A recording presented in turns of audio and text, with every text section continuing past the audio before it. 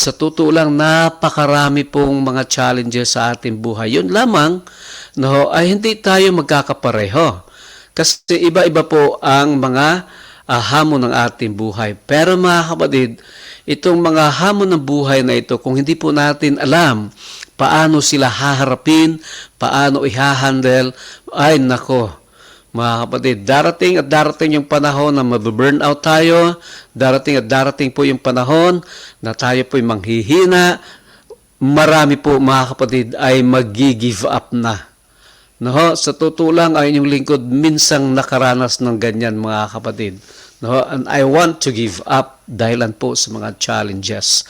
But kaya nga po ay kailangan po nating pag-usapan ito at papaano natin ito mapapanagumpayan. Anyway, ano-ano po ba ang mga challenges? Actually, napakarami, but there are 8 challenges na gusto ko pong pag-usapan natin at kung papaano natin ito i-handle. Una mga kapatid, ang mga challenges ng ating buhay ay unemployment.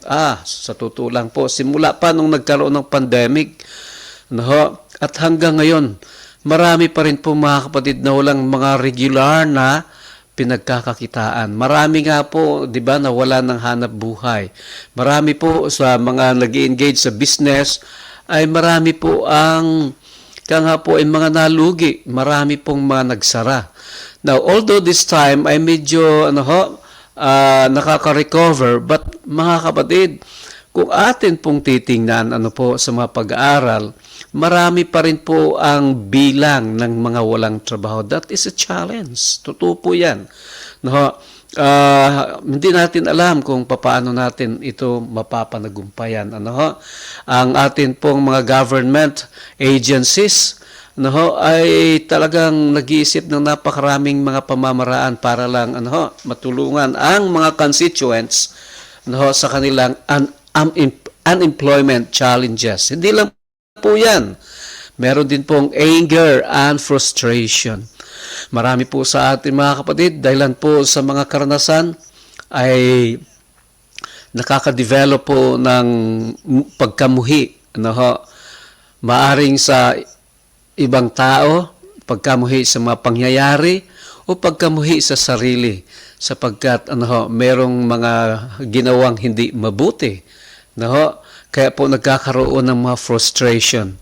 Dahil sa mga pangyayari sa ating buhay, kapag hindi po natin alam paanong harapin yan, mga kapatid, ito i-handle. Ang ating mga kabiguan ay talaga mga kapatid, mag-withdraw ka. Meron din po yung loneliness and depression, na hindi po dapat ini-ignore mga kapatid. Naalala po ninyo minsan, tinalakay po natin dito. Diba? Kapag ang isang tao ay isang linggo nang mag-isa or nalulungkot, na uwi po talaga sa depression yan. At hindi ho yan dapat binabaliwala mga kapatid. Ang inyong lingkod nakaranas po niyan. Kaya I am speaking through my personal experience. At kapag nakaranas ka ng loneliness and depression, lalo na halimbawa dun sa mga magulang, na ang kanilang mga anak ay may kanya-kanya ng mga pamilya at bibihira na po silang dinadalaw at naaalala.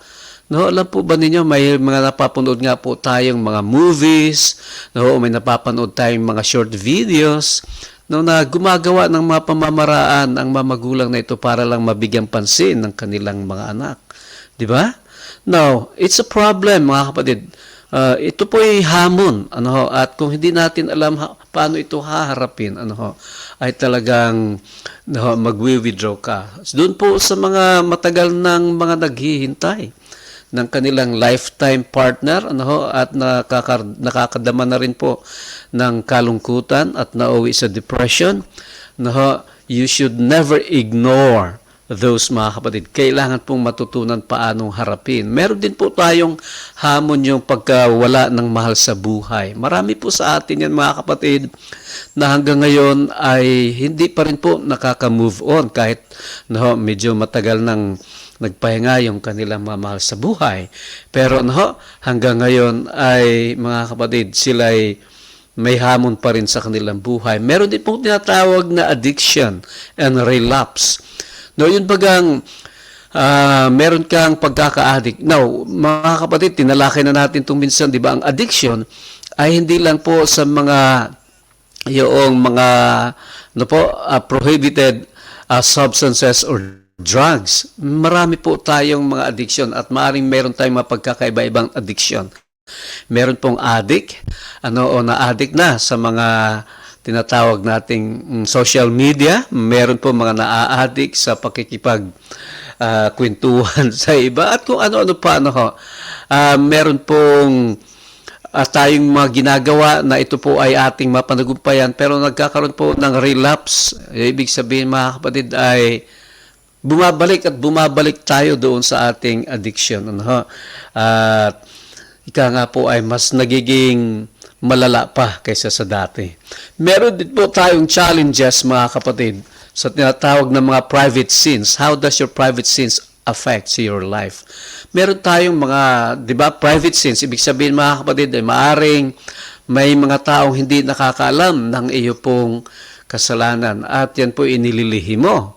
At naapektuhan ka, hindi ka makatulog ng mahimbing, nagkakaroon ka na ng insomnia, hindi mo alam kung anong gagawin mo, lagi kang nagtatago, parang ayaw mong magpapakita sa mga tao, mga kapatid. Yan po ay mga challenges na kailangan natin mapanagumpayan.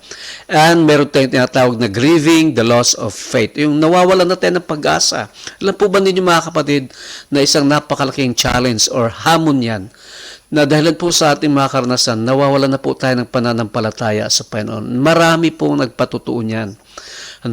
Dumating yung time na sinasabi nilang hindi ako mahal ng Panginoon. Hindi ipinagkakalob ng Panginoon yung aking mga kahilingan. Ang aking kahilingan ay maging maginhawang buhay, ay ang binigay po sa akin ay puro problema. Just the other day, nung Sabat lang po pala, isang umaga habang nag-aantay ako sa aking mga kapamilya na pupunta sa church, kumakanta ako, pero in my mind, nagsusulat ako ng awit mga kapatid.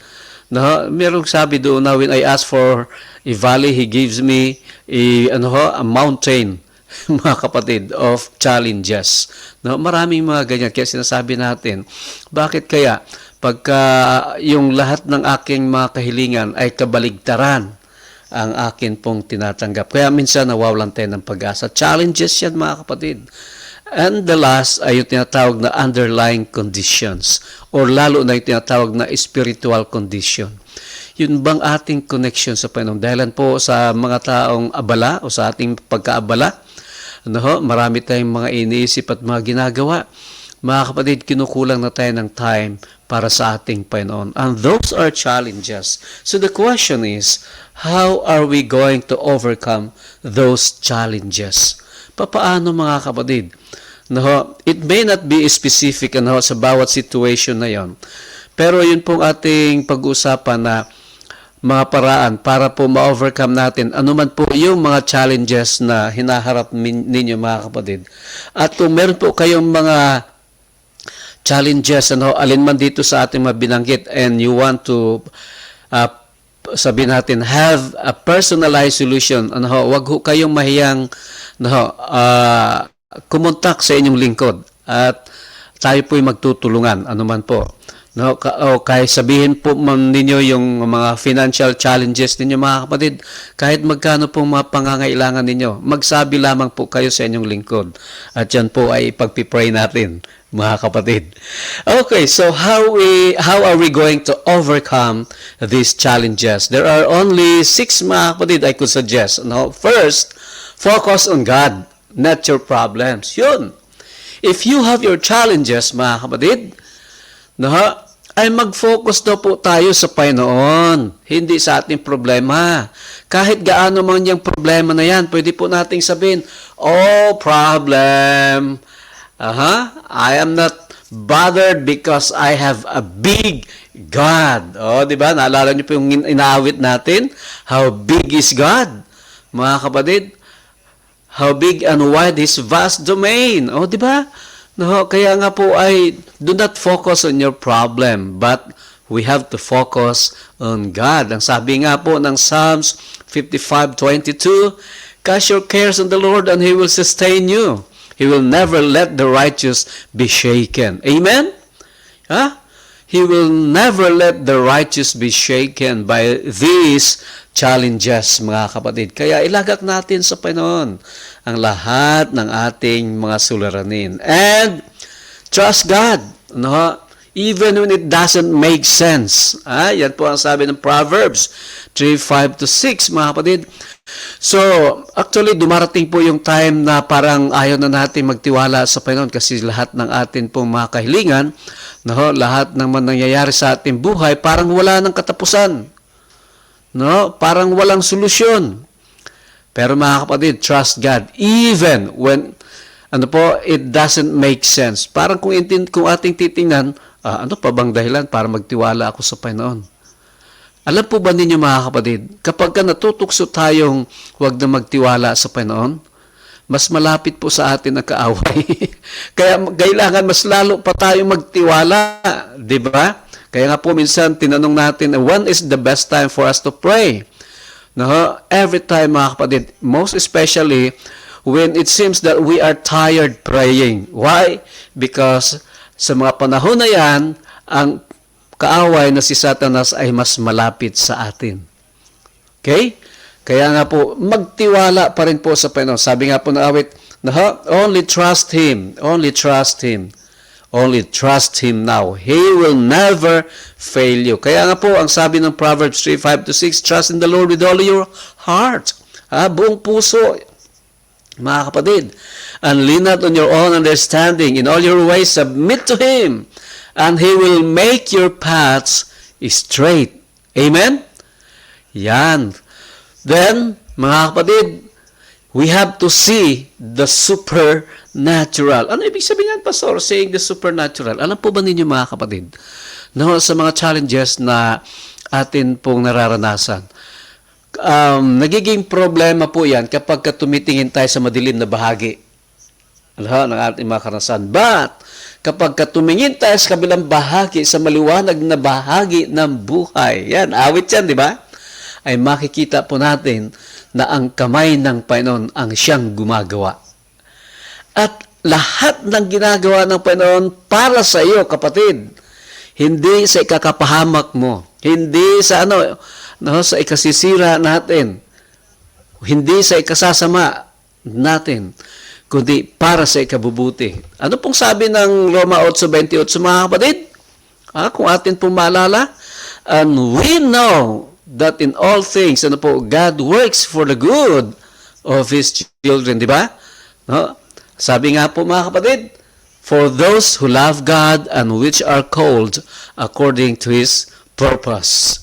Kaya nga po, tingnan natin yung maliwanag na bahagi. No? We have to see the hands of God, the supernatural power of God behind every incident and behind every challenges in our lives.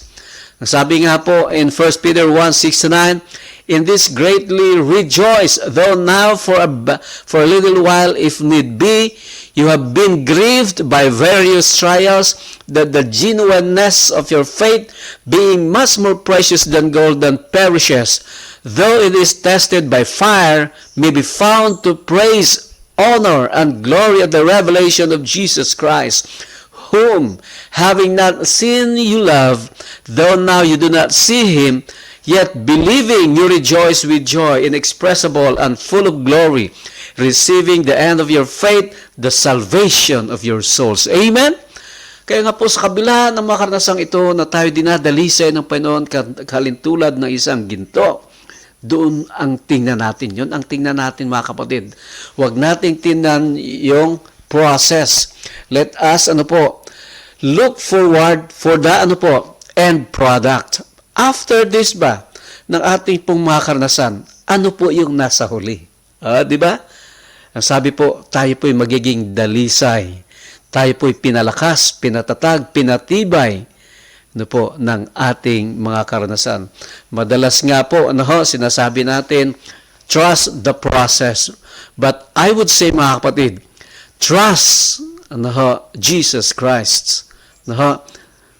Yung process na yan is just to make us, mga kapatid, after the likeness or after the character of Jesus Christ. Kaya nga po, trust Jesus sa kanya pong ginagawa para sa iyo at sa aking buhay. And then, pangapat mga kapatid, surround yourself with the dreamers and the doers, the believers and thinkers, but most of all, surround yourself with those who see the greatness within you. Ibig sabihin mga kapatid, ay kumuha ka, palibutan mo yung sarili ng mga taong ibig sabihin po ay meron pong positive outlook sa buhay. Yun bang hindi ka laging pinagsasabihan ng hindi mabuti. Hindi yung dinidiscourage ka, mga kapatid, kundi yung pinasisigla, pinalalakas ka. Yung mga taong mga punong-puno ng pananampalataya at nag-iisip ng mabuti para sa iyo, mga kapatid. Kaya nga po ay ang hanapin natin yung mga taong nakikita yung kabutihan at yung kalakasan mo. Hindi yung dinadown tayo, mga kapatid.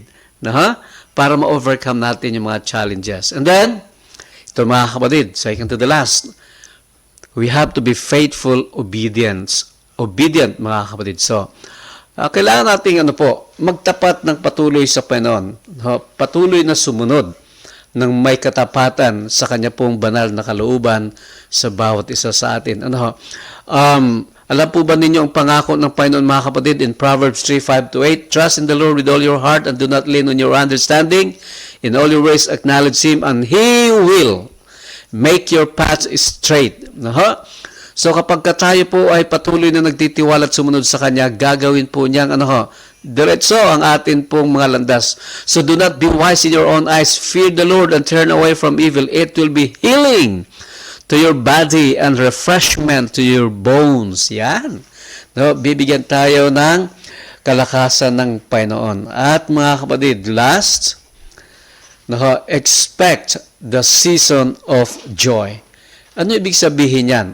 Looking forward, mga kapatid, na after the challenges, meron pong panahon ng kaligayahan. Just like for example, sa ibang mga bansa, when we were in South Korea, naranasan po natin yung 4 seasons, di ba? This time, August, mga kapatid, ay nagtatapos na po ang summer. So, nagpapasimula na po ang autumn, mga kapatid. So, yan, meron pong summer, may autumn, medyo malamig na po yan. Hanggang winter na, mga kapatid, malamig na po. And then, yung tawag dito, spring, and then summer na ulit. Now, kung titingnan natin, mga kapatid, ano po ang pinaka gustong-gusto ninyo sa mga seasons na yan? Marami pong nagsasabi, mas gusto nila yung autumn or fall, kasi colorful, at hindi po masyadong malamig, sakto lang. Ayan, mga kapatid. Pero mga kapatid, tingnan po natin sa atin pong mga challenges, meron din pong mga seasons.